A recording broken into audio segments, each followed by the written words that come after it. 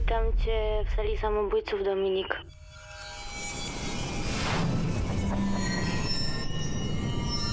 W sali samobójców mamy dwa światy, to znaczy mamy świat ludzi, tu i teraz we współczesności mamy świat awatarów, czyli świat wykreowany absolutnie, w którym każdy ma swoją trójwymiarową postać i wszyscy istnieją w dziwnych przestrzeniach trójwymiarowych, gdzie tworzą te światy i tworzą różne dziwne byty.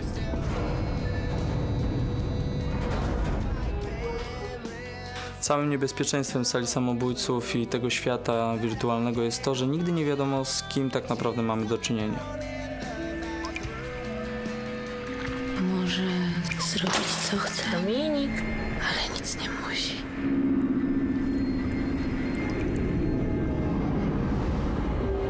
Proces tworzenia animacji, szczególnie takiej, jaką widzimy w sali samobójców, jest bardzo procesochłonny, ponieważ tam tworzone są postacie. Począwszy od konceptów, kończąc na finalnym looku, że tak powiem, no zajęło nam to prawie 12 miesięcy. Połączenie animacji z filmem fabularnym, pierwszy raz widzę coś takiego w ogóle w polskim kinie i jestem zachwycony. Jeżeli to jeszcze by było w ogóle w 3D, to pobijamy Awatara. Unikalność sali samobójców przejawia się w tym, że jest w tym filmie kilkadziesiąt minut efektów specjalnych i takiego filmu nie było w ostatnich latach w polskiej produkcji filmowej. Czego chcesz? Razem z Adamem stworzyliśmy taką wizję, jak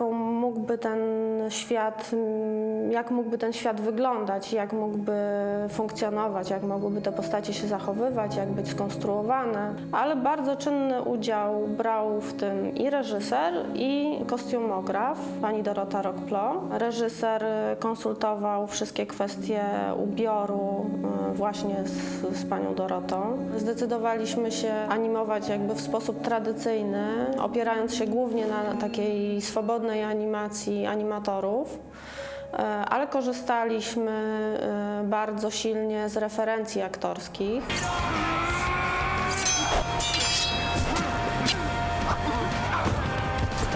Lepiej nic nie robić, niż robić coś byle jak. W związku z tym wszystko to, co robimy, chcemy, żeby to było w najwyższej jakości. Namawiano nas bardzo, żeby ograniczyć tę animację, bo to jest bardzo pracochłonne i jednocześnie bardzo kosztowne.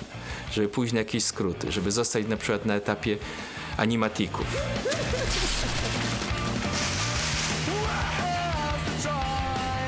W przypadku sali samobójców ten proces przygotowania do filmu zaczął się bardzo wcześnie, to znaczy w zasadzie kiedy Jasiek miał gotowy scenariusz, zadzwonił do mnie i jakby rozpoczęliśmy przygotowanie. To jeszcze było przed wyborem aktorów, przed wyborem jakiejkolwiek lokacji.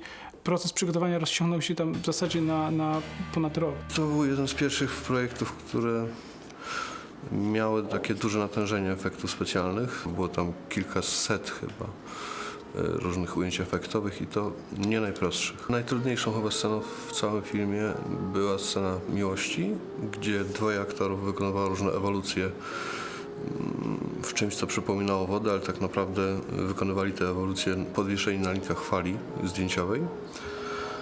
Trudność polegała na tym, że trzeba było usunąć te wszystkie linki, do których byli przymocowani. Czasami linka zachodziła na ciało, w tym momencie trzeba było dorabiać to ciało, gdzie brakowało tej linki.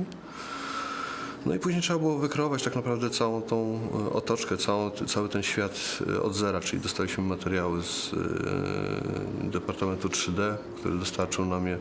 Myśmy cały ten materiał jakby wzięli i skomponowali. Myślę, że są to efekty na światowym poziomie i myślę, że bardzo dobrze osiągnęliśmy to, co chcieliśmy osiągnąć.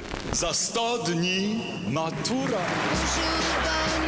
Gratuluję syna, świetny chłopak. Teraz tylko matura, potem studia i Pięknie wyglądasz. Jestem taka dumna.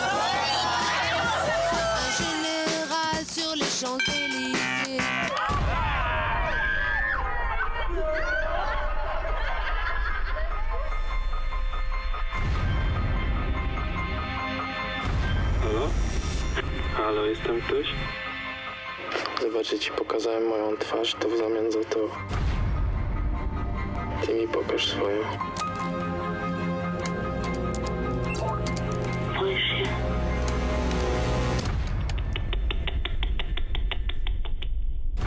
Witam cię w sali samobójców, Dominik. Oni mnie przyjęli do siebie jak rodzina. Ci ludzie są dla ciebie jak rodzina? Dominik, nic nie musisz. Jestem wolna. Polecam to uczucie. Co mam zrobić?